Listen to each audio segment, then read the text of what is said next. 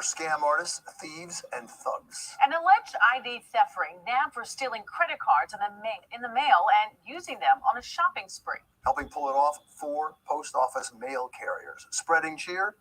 Not. Naveen Dhaliwal live in Lower Manhattan, where the alleged culprits were arraigned in court today. Naveen.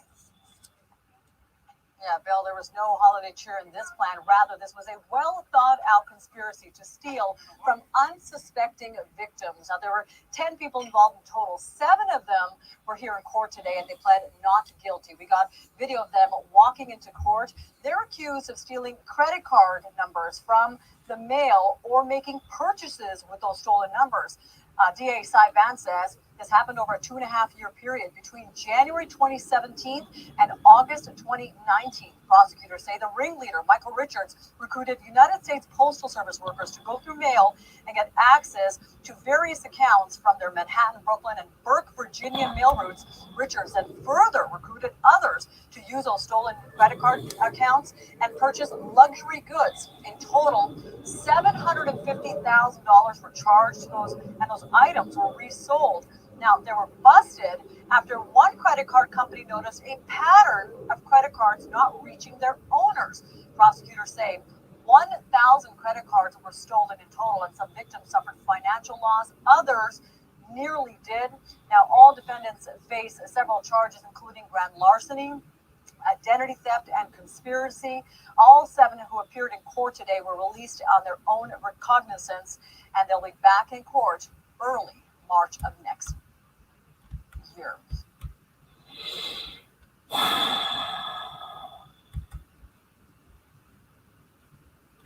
I mean,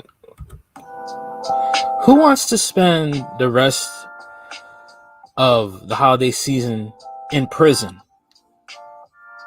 You're going to do some serious time.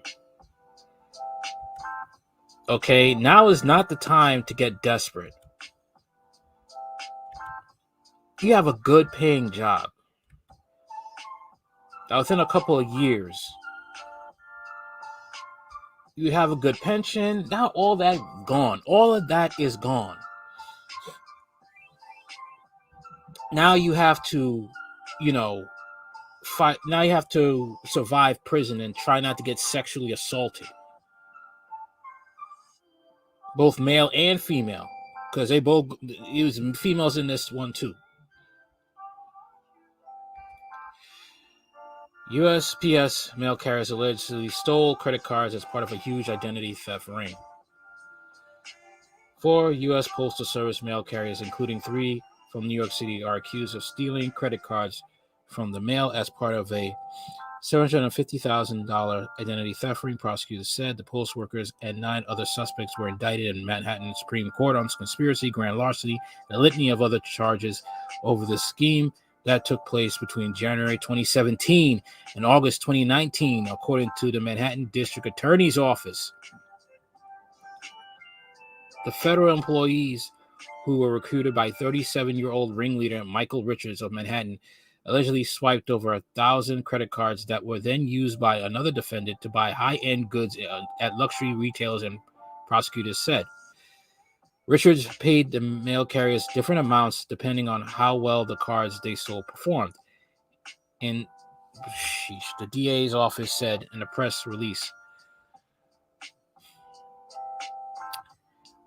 Postal workers were identified as Brooklyn residents Kenesha Murrell, 36, Kirkwan Highsmith, 31, Bruce Bivenue, 31, and Kenneth Friedman, 25, of Maryland. You're going to spend most of your life, you're going to come out probably when you're 50, 60 years old, and you got to live in a shelter.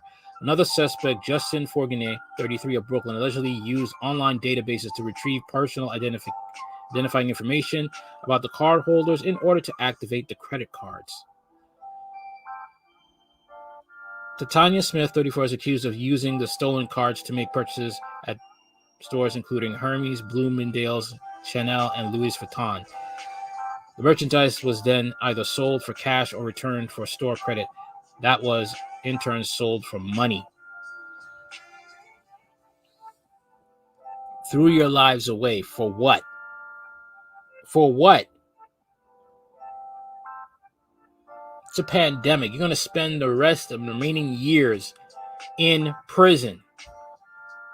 You're not going to be given, kid gloves with this. You're going to prison. You're going to face some harsh prison sentences.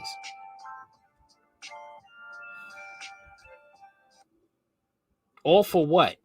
All for what? Was it worth it? Was it worth it? You work a post office job. That's a good government job. Even though we're in the pandemic, you could have found ways to work around this. Get a side gig. And the thing that hurts me the most is you guys are black, too.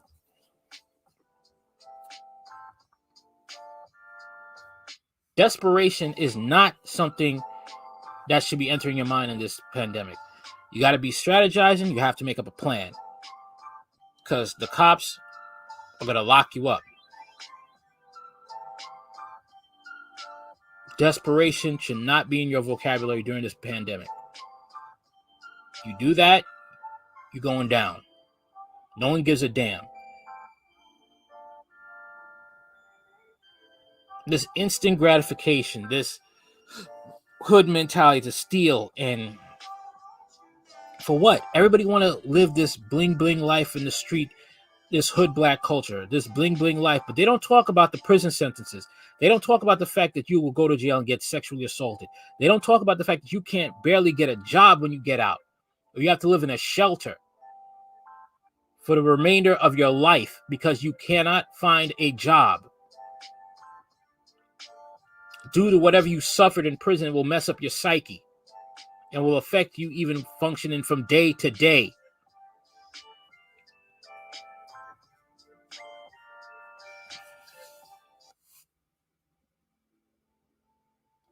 I don't get it, man. I don't get it. Because you don't think about what can happen to you. I'm sure some of these women and these men got kids. I'm sure they got kids.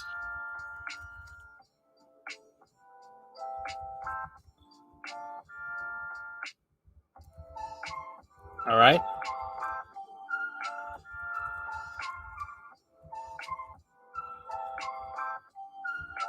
I'm sure they got kids, and they'll never see their kids again.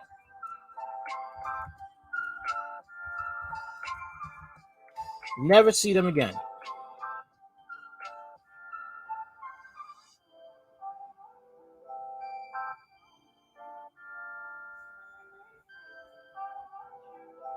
Kids are probably going to end up in foster care.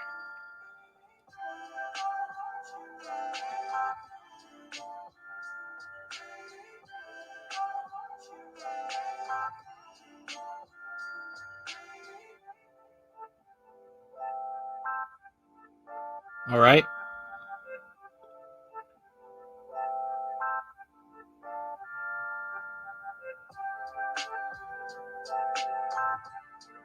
And this is what you got to deal with.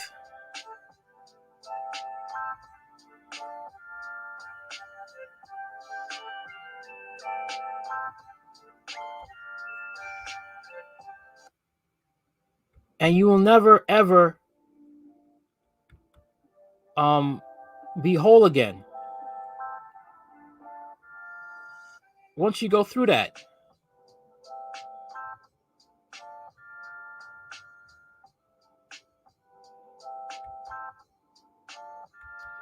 Let me show something here. Let me show something here. Hold up.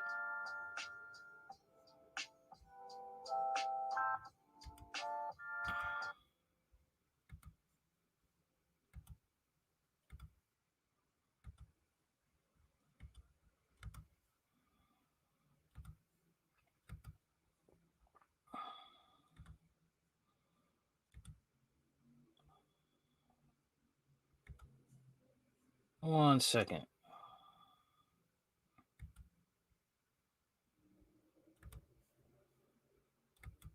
Communication is very difficult. For about the first 6 months I was here, I cried every day. You feel guilty for leaving your family. You feel guilty for whatever decisions that you have made that have brought you to this place. The shock of being in prison was almost more than I thought I could take. So what were some of the specific fears that you had about coming to prison? Rape, getting jumped, taken advantage of, without making it out alive. I expected prison to be this chaotic place, this place where people wanted to fight you all the time. Before you come to prison, you get captions of what you've seen on TV of how prison is, big, aggressive looking women that are going to beat you up. You couldn't tell me I wasn't going to be raped in the shower or stabbed in the yard. I didn't trust anybody. I felt they were all out to get me. If everybody is honest, they'll admit that they're afraid. It's the people that scream the loudest that they're not are usually the ones that are the most fearful. I was very scared of when I got to the prison because of all the things I saw on TV or if I heard, to the point where I actually didn't shower for a week. But after a week or so, someone came to me and was like, listen, it's not that bad in here. There isn't forced rape here. It's more of a control thing, a manipulation. You're vulnerable. You're emotional. You're traumatized, and predators know when you're traumatized, emotional, you're isolated. They know. If you appear to be weak and they feel like they can take advantage of you, that's basically where things go wrong. It's very easy when you get here and you have nothing to fall into the trap of taking something from somebody. You don't get a package for 30 days. So someone will come up, oh, well, you need soap. Oh, you need a t-shirt? Here, I'll give you that too. People will try to be your friend or try to give you things. And then next thing you know, they're taking advantage of you. If you don't have it, learn to do without. Because there are people here that will offer you things with their own hidden agenda. When I came here, I saw that there was a lot more subtlety about things. That it's not that it wasn't happening, it's just being done differently. Everything comes with a price tag. There's nothing in prison that's free. Sexual abuse in this facility has been going on quietly for years throughout the time I've been here. People look to see if you're needy, you're vulnerable, if it looks like you looking for help, you're looking for companionship, you're looking for friendship. And you do have people who may actually care. But at the stage of you coming in here and you're new here, you don't know that.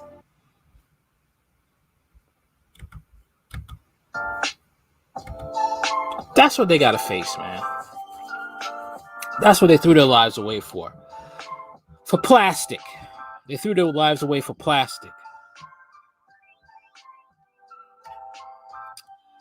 Tell me what you think in the comments. Like, share, comment, subscribe. Later.